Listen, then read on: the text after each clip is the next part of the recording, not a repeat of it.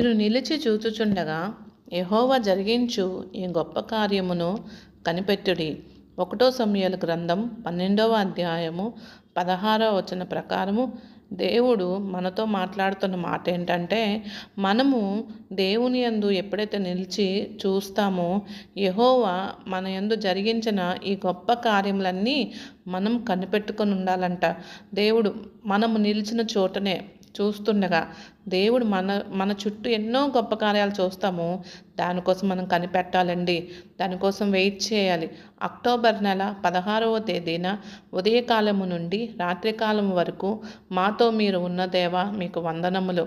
మా ప్రయాణములో మా పనుల్లో మీ తోడు నుంచిన దేవా మీకు వందనములు. ఒక్కరోజు గడవాలంటే చాలా కష్టంగా ఉంది యేసయ్య. వాటన్నిటి నుండి మమ్మలను తప్పిస్తూ కాపాడుతున్న దేవా మీకు వందనములు. అనారోగ్యాల నుండి స్వస్థపరుస్తున్న దేవా మీకు వందనములు. ఆయుష్నిచ్చి నడిపిస్తున్న దేవా మీకు వందనములు. మా గృహాలకు క్షేమముగా తీసుకొచ్చిన దేవా మీకు వందనములు. ఆమెన్. దేవుడు మిమ్మల్ని దీవించిన గాక. అందరి కొరకు ప్రార్థన చేయండి. మరి పరిచర్య కొరకు ప్రార్థన చేయండి. మా కొరకు ప్రార్థన చేయండి. మీకు నచ్చితే ఈ వీడియోని సబ్స్క్రైబ్ చేయండి.